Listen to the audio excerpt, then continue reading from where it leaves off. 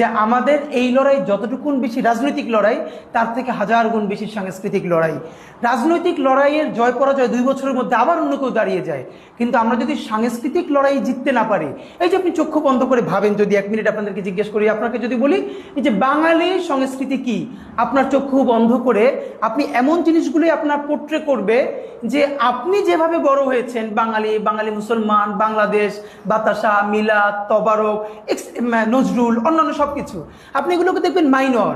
এই যে একটা আরবান আরোপিত পান্তা ইলিশ, যেটার সাথে বৈশাখের কোনো সম্পর্ক নাই, আমাদের হালখাতাকে নাই করে দিয়ে, আমাদের নববর্ষের প্রত্যেকটা সুন্দর প্রোগ্রামকে নাই করে দিয়ে একটা কর্পোরেট কালচার করা গেল পান্তা ইলিশ।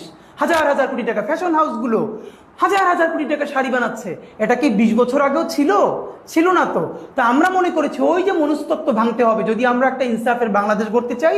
আর এই জন্য কলকাতার কৌলিন্য থেকে ঘুরে দাঁড়িয়ে শতভাগ ঢাকাপন্থী, বাংলাদেশপন্থী একটি নতুন সাংস্কৃতিক বিনির্মাণ আমাদেরকে করতে হবে।